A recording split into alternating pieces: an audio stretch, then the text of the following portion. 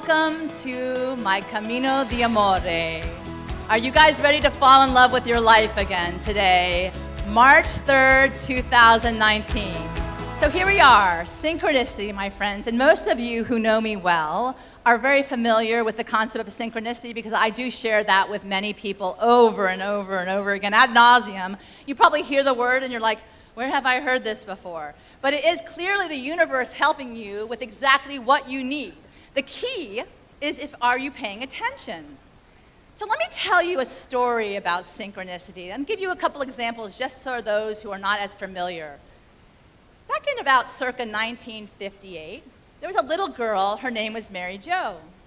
And there was a little boy, his name was Michael. And there was a place in New York called the New York Athletic Club.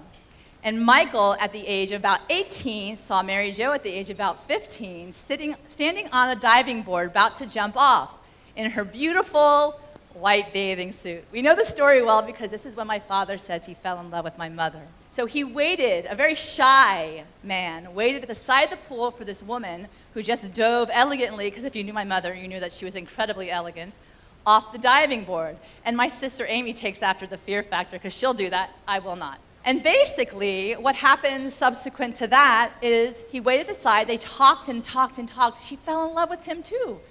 And then she took him over to her mother, who basically didn't even care who he was, started going on and on about this man that she had to meet, had to know. He's a doctor, we all know, right? A doctor. He's gonna be a doctor, and she has to meet him. So basically, my mother turns to her when she took a breath in between the sentences and said, Mom, and she goes, oh, Mary Jo, his name is Meg Nocero.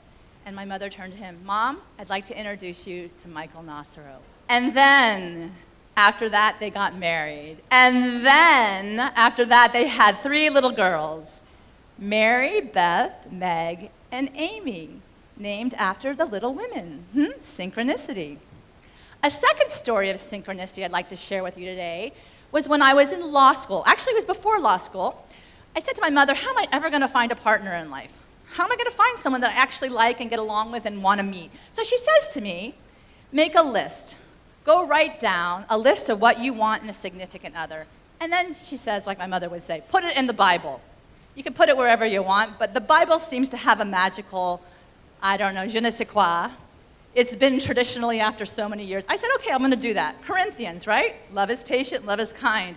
So I made this list of 12. I actually said in the end, I should have made more, but I went with 12, I don't know. So then, I'm in law school many years later. That was in 1990. My best friend and I were studying for law school exams, and we were incredibly bored. So we all got these straws out and a Facebook. And in the Facebook, it was the book that we had for the law students, and there was all these pictures of all these people. So they took a picture of a boy in my law school class, they stapled it to my straw, and they put it in the tree. I was like, okay, that's funny, I don't know this guy. He's like so young, he's 3 years younger than I am. I'm not gonna ever talk to him. Ultimately, the time goes on. We graduate from law school, my friend Karen and I. Then we take the bar, and this kid shows up in the library every single day. That's right, young people. You can meet the husband or the wife of your dreams in the library. You don't have to go to the bar. And then 2 years later, we end up married in our fantasy wedding in Portofino, Italy.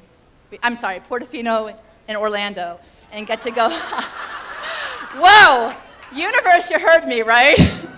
25th anniversary, Frank, we're going to Italy, and you're all invited, right? That's a second occasion of synchronicity. This is the third story I'm going to entertain you with. I pay attention to my dreams. Has anybody else here paid attention to their dreams? Oh, we got some dreamers in the house. Hey, I like this.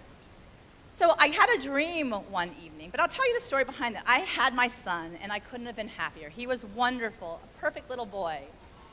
Adorable, right? That was that gentleman now that's become a young man. Oh, so cute, I missed that. Anyway, I was terrified to have another baby. 6 years later, I'm like, even my doctor says, you gotta get ready, honey, you gotta do it or not. You gotta make a choice. I was like, okay. So, I had this dream. Ava came to me in my dream. And as night was day, I was sure that if we then I would have Ava. So I looked at my husband in the morning, and I said, honey, we got to have a quickie. He was like, she wants to have what? And then my son pops his head up and says, I want a cookie. I turned to him, get out of the room. And 9 months later, he left, by the way. We have our cookie, Ava. Synchronicity, right? Amazing. You start to pay attention to the universe, and the universe will provide you with those messages that you need. It's amazing. My little cookie, isn't she cute? They're both adorable. So I have to tell you, synchronicities also show up in the bad times too, and not just the good times, because we go through both. As the Alpha will speak to the Omega later. And I want to tell you, even in those hard times, looking for those synchronicities as important as it is paying attention to them in the good times. Because on April 12th, 2011, I faced a really bad time in my life. I lost my mother to breast cancer, and it was nothing that I ever intended ever wanted. I thought I could bring on miracles. I could bring on magic. I'm a magical person. My God, this is my year of magic. But you can't change the path for other people. You have to work on yourself. That wasn't what I wanted to hear. So on that day in the morning, I had a vision as I was praying over my mother. I saw a beautiful lighthouse surrounded by the most beautiful blue sky. My eyes were closed. She was right in front of us. We were praying around her. It was a circle of my Nocero tribe. I saw this lighthouse, and I had this burst of light in my eyes. In my vision, my eyes were closed, and I felt her say to me, let me go. I opened my eyes, and I told my parents, I said, she's going. How could this be? Synchronicity.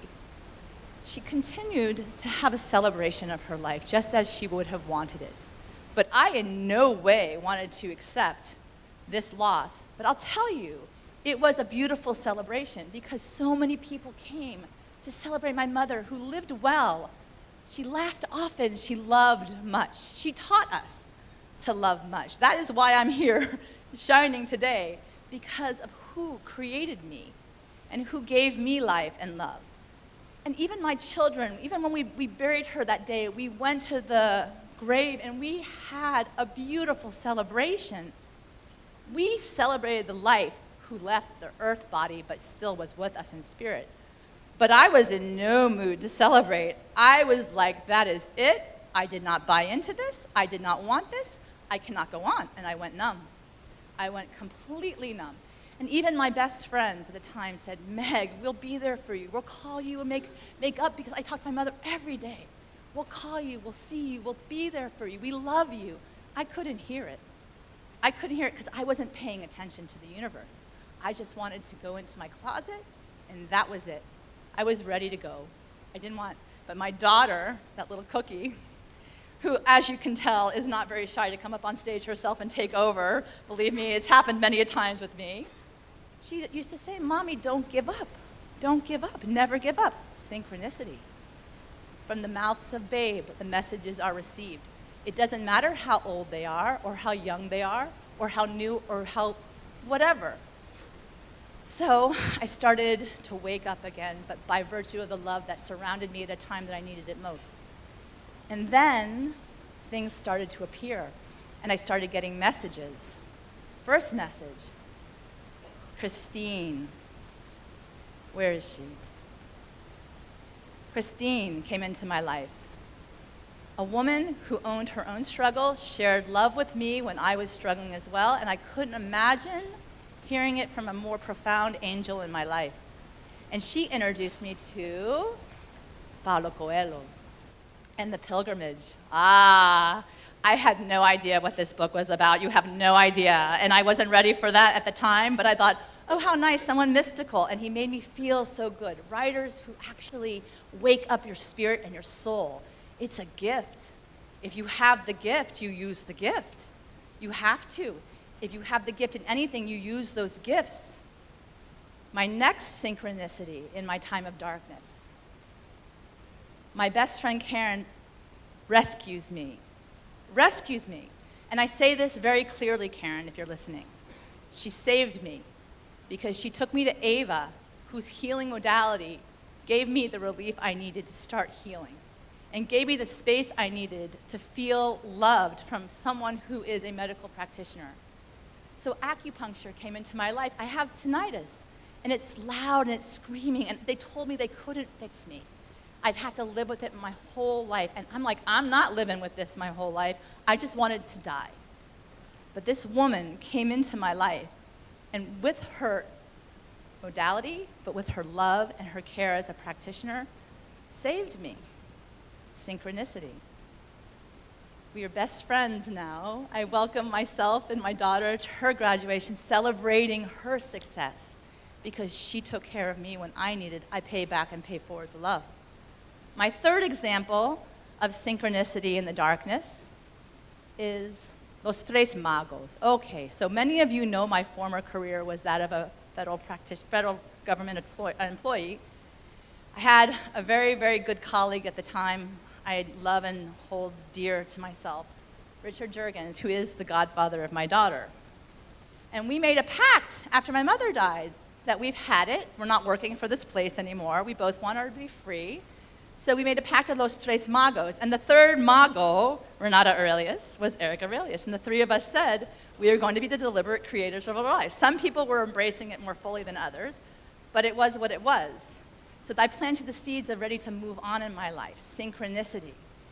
And in 2017, he did move on, thus leaving me alone at my office, so it was time for me to move on. And every door started to close where I was to move me out to where I had to be to grow professionally as well as personally. So in this interim, all these crazy, wonderful things started happening for me. Like this, right? Crazy, wonderful synchronicity. I always wanted to meet Oprah. I didn't know how I was going to do it. I put it out into the universe. And with my good friend Mari, we found ourselves on stage in front of 15,000 people, having quite the moment, I might add, with this diva. Yes, there we go. And it felt so good, Mari, right? But synchronicities, these all start to happen. And then let me tell you about this gentleman. He came to me and he said, I have an idea. Let's try to do an event like this to continue that beautiful energy on and on so many people here in our community can experience that incredible inspiration we felt that day. And then he went to Europe. But he did plant the seed. And when somebody plants the seed in my parameter, I say, okay. But in addition, Oprah told me to my face, Meg, it's time to live the life you want.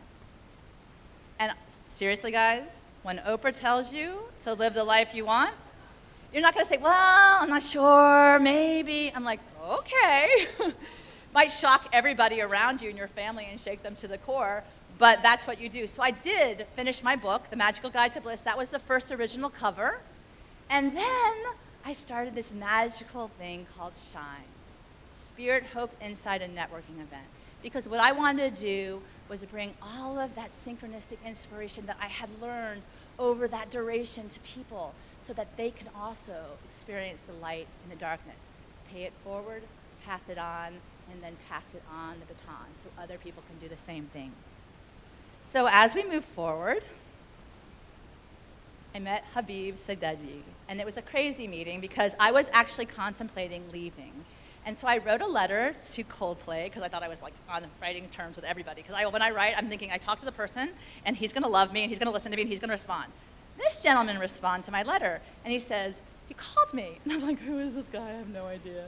I had no idea who he is. But he has this Love Button Global movement. Totally resonated with it. And he says, come to Malibu, Meg.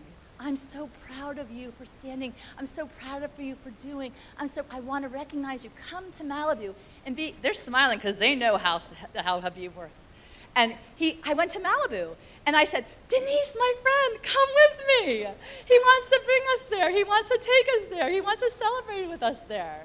So Denise, and Denise was like, but Denise was beautiful enough to introduce me at my first book launch. So he loved the both of us and how our friendship was and how we interacted. And he saw us and he invited us out. So we end up in California at Chris Martin's house. My husband, I'm watching him talk to Kenny G on the left side of the room. Denise and I are on the right going, what is going on, right? She smuggled in her iPad. No one's going to believe this. I got to take pictures because no one's allowed. I totally ousted us. I'm sorry. But anyway, it was one of those moments in life, and they played the first song, was my favorite song, Yellow. That was the first song they played. So I'm like, okay, this is a sign, synchronicity. The universe is talking to you. Are you listening? So like I said, back at my office, doors started closing, right? This was, in fact, my door at my office at Immigration and Customs Enforcement. When they came to my door, that is the first thing they saw. Don't let your dreams be dreams. Life is too important to be taken seriously. And each of my interns that has worked with me had to fill out a butterfly, whether they liked it or not, to tell me what their intention was for their summer or their duration of the semester with me. So I knew what they were looking for so I could actually respond accordingly. I left my office. I took everything I loved for almost 20 years out of there. It was so painful. I hadn't figured out where I was going with them. Not even a month later, Chris Martin sends me a picture with my book. The universe is listening, you pay attention, and you act accordingly. That's just Habib and the love of Habib. He's amazing that way. But what I'm telling you is that those ideas were planted in your mind. You take advantage and you move forward. You pay attention, right? So then, the next step in my life is, what am I going to do next? Okay, I got to have my tools. Frank says, have a plan. This is my idea of a plan. This, friends, is my Meg Nocero Business Plan 101. I don't think that's the same thing that he had in mind, but I made a card. I believe, ask, believe, receive. Spread the love. Seek and ye shall find, ask and it is given to you, and put down your dreams. So I wrote down my dreams. Then I started a trinity of clarity. The three, the strongest geometric shape, right? Purpose and calling at the top, service, education. I had already built up a strong foundation in my life being an attorney, having a master's, speaking many languages. I was ready to move that into my calling. But the thing was, I knew I had to figure out what that was. So I had to go on this trip. I had to go find my lighthouse. So here we go.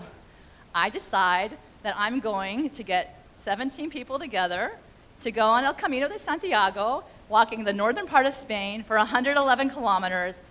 I had no idea what I was doing, but I was going to do it. And as my fellow hikers know, oh my Jesus, what were you thinking, Meg? So this is me after day 4. I sprained my ankle.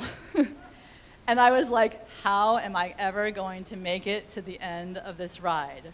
And my friend Alex Gutierrez showed up and gave out the love buttons with me to every person along the way. Frank, go back, honey. Thank you. So what I want to tell you is I dedicated that walk every single day to somebody so I could get myself through. So every person here took me along with them. Fran, your son came with me one day. He was going through a hard time. I was going through a hard time. We were going to do it together, and we walked it. And I light candles along the way at the different churches. My people from my former office, I took them with me, and I started meeting all these people, international people from everywhere. It was incredible.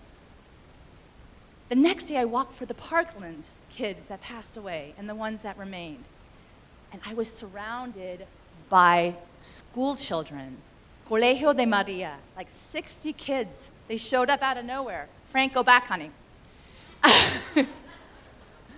He's having fun over there. I think he's got a new job in store. Maybe it's on his dream list. I don't know. But I was telling you, pay attention. The universe is talking to you every day in every aspect, in every way, wherever you are. And then, the last day of my journey, I wrapped that foot up.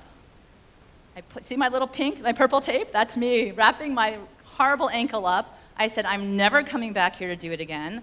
Stan over here, who helped me through PT because I pulled my back out the month before and I couldn't even walk, told me, you'll be fine, it's easy, I've done that. You're a liar, my friend. But anyway, he's an amazing physical therapist, I'll tell you that.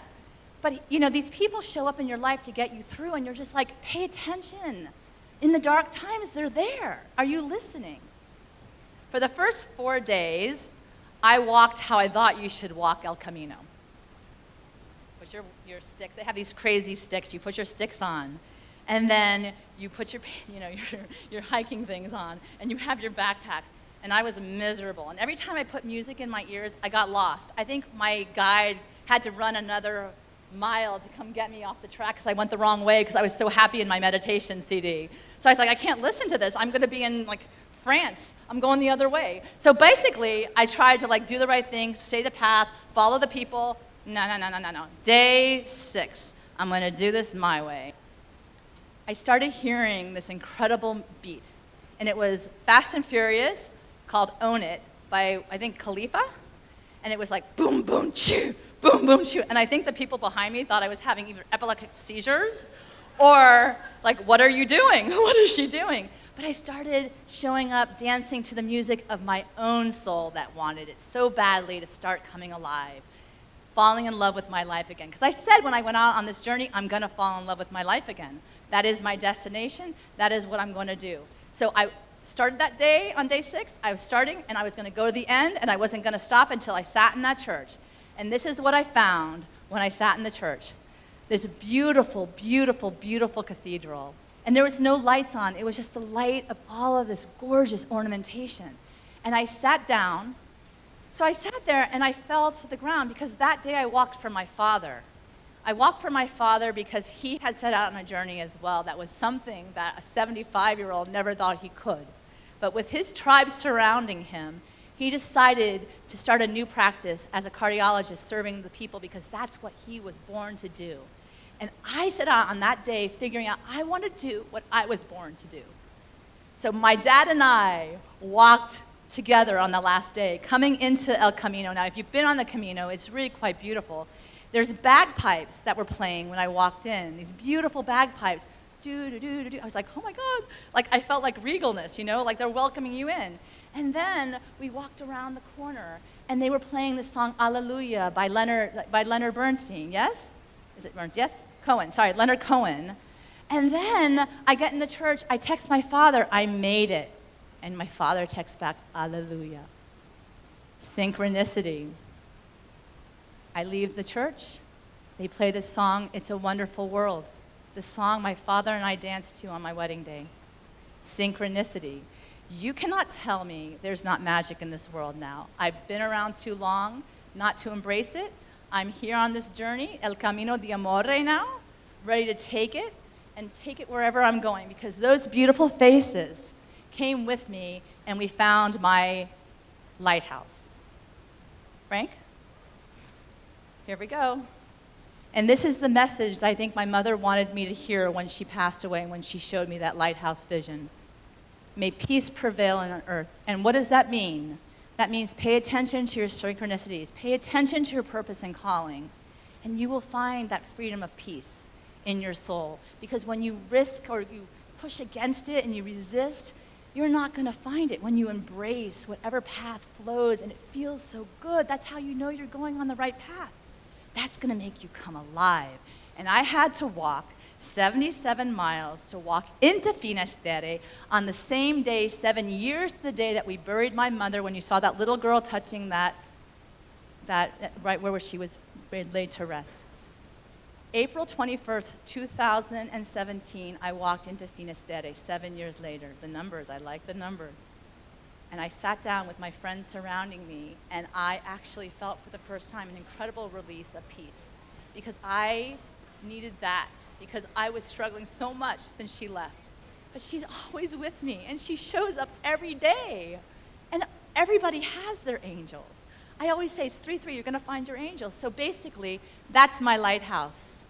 And now I have a book that tells my story called La Bella Farfalla.